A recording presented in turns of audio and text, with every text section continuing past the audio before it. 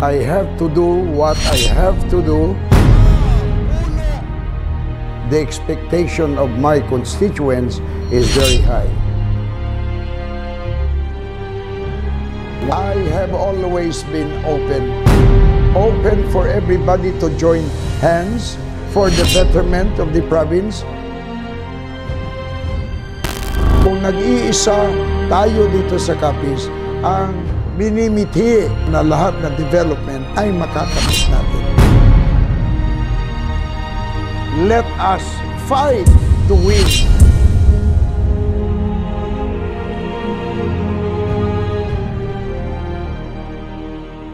Ang pagsabak sa politika, karaniwang nakaguhit sa tadhana o sadyang tawag ng tungkulin. Sabi nga nila, marami ang tinawag, ngunit kaunti lamang ang pinili. Sa hatol ng taumbayan, nakasalalay ang pipili at magluluklok sa mga pinunong kakatawan sa matayog na mithiin ng sambayanan. Ngunit higit pa sa tinig na nag-uudyok na dinggin ang hiling ng taumbayan, mahalagang handa at may paninindigan ang sinumang papasok sa politika. Saan mang panig ng bansa, malaki ang papel ng mga opisyal ng pamahalaan sa pagsulong ng kaunlaran. At sa matagal na panahon, katotohanang maituturing na naging mailap ang pagbabago sa ilang lugar. Sa huling halalan, muling nanai ang boses ng taumbayan. Marami ang nanatili, ngunit may ilan ding bumasag sa kinagisnang mundo ng politika, gaya ng nasaksihan sa probinsya ng Capiz. Noong 2021, nang napagdesisyonan ng nooy kongresista ng ikalawang distrito ng Capiz na si Fredenil Otto Castro na tumakbo sa pagkagobernador ng nasabing lalawigan. Isang international lawyer, isa si Castro sa itinuturing na haligi ng politika sa Capiz matapos magsilbi ng 3 magkakasunod na termino sa Kongreso sa 2 pagkakataon. Ngunit alam nyo ba na wala sa plano ang pagtakbo nito sa pagkagobernador? Ngayong gabi sa Isyu One-on-One, ating kilalanin si Governor Fredenil Castro ng probinsya ng Capiz. Sa unang 1 taon nito sa opisina, ano na nga ba ang nabago sa probinsya? Paano nito pinanaig ang pagkakaisa ng mga lokal na pinuno sa kabila ng magkakaiba nilang katayuan sa politika? At mula sa tila wala sa planong pagsabak sa pinakamataas na posisyon sa probinsya, paano pinanindigan ni Governor Castro ang tawag ng tungkulin at binigyang pansin ang panaghoy ng kanyang mga kababayan? Diretsahan tayo ko. Sa tagal na panahon, nagkaroon po ng isang international lawyer na governor ang lalawigan ng Capiz. Anong pakiramdam na hindi mo pinangarap na marating mo itong posisyon mo ngayon? Well, wala akong magagawa kundi panindigan kung ano ang aking tungkulin sa aking mga kababayan sa probinsya.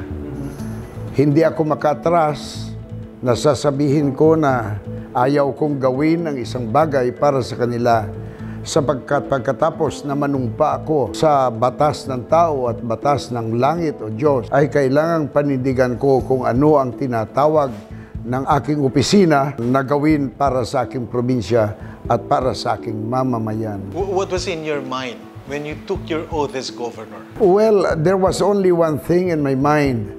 I have to do what I have to do within the limits of my capacity, but even if I would stretch myself to the limit, I am going to do, because the expectation of my constituents is very high. Is becoming a governor of Capiz a dream? It did not come in my wildest dream that I am going to run for governor. So what was the reason why, number one reason why you ran for governor? I myself cannot understand why I ran. When I came from Manila, I wanted to go home because I wanted to meet my leaders, no, in the 2nd district of Capiz. I wanted to meet them because I would want to prepare them for the election. You will not believe it that our vice governor organized a meeting among our political leaders who were, well, I understand, were opposed to the past administration. They were convincing me to run. And flatly, I told them, I am not going to run for governor. Then, the next day, we had a meeting, and again, flatly, I rejected again for the second time. I again attended for the third time. Okay, so what happened next?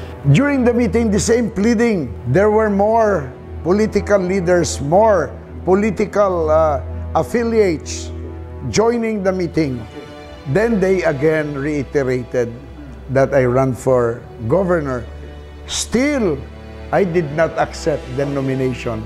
I already saw mayors, lady mayors, crying, telling me that if I would not accede to their proposal that I run for governor, they were asking me what will happen to them. Okay, so what's the Then, reason? in my mind, I told myself, I am going to speak. I am going to speak explaining why I refuse to run. Then I started to discourse, started to explain why I am not going to run. And then, out of the blue, I cut my discourse and said, okay, let us fight to win. I cannot understand why I said that. Then I said, oh, how can I, what will I do now? I cannot, I don't have any explanation. But I simply blurted out, nasabi ko lang. Okay. Then after that, I decided everybody were already shouting with joy.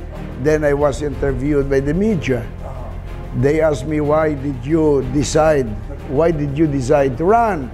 I told them I cannot even understand. After the oath-taking, umupo ka sa opisina mo, sa chair mo, what did you find out?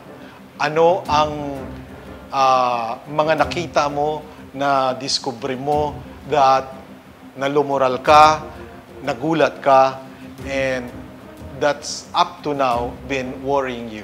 Actually, after my oath-taking, I discovered that the provincial government was in disarray. Disarray? There was no organization. Wasak? Wasak. As if that there was no provincial government running. Our people were so neglected. The programs of the government were so neglected. Our finances was at the lowest level. In short, there was no provincial government to speak of.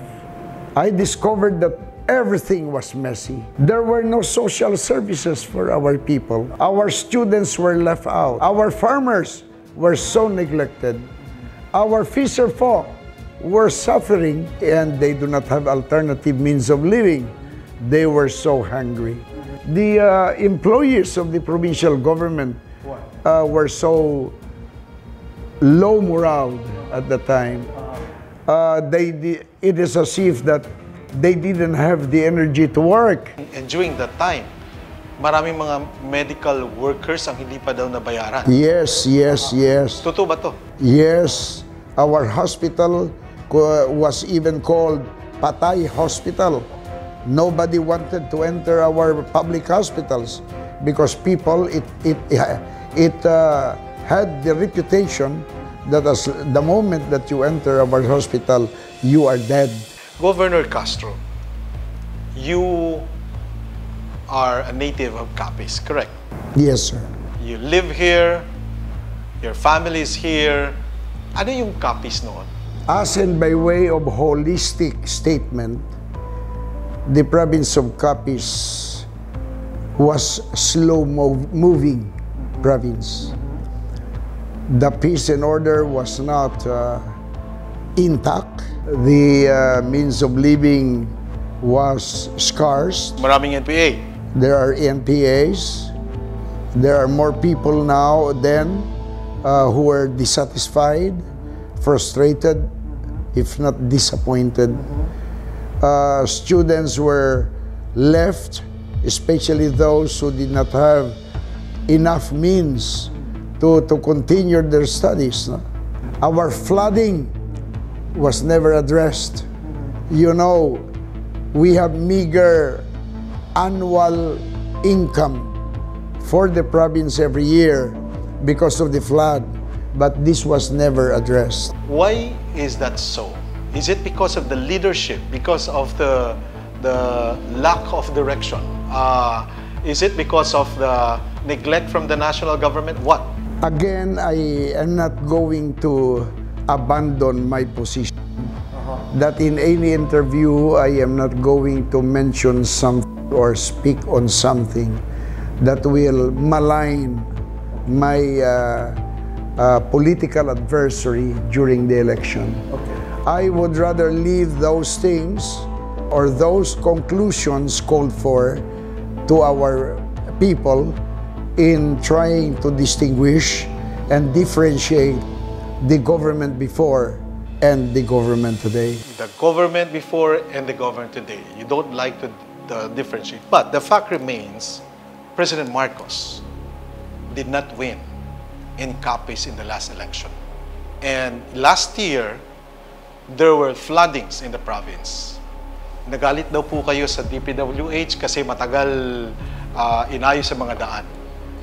Was there fear in your heart or in your mind that because hindi nanalo si BBM dito, ay hindi kayo priority ng national government? Isyu One-on-One.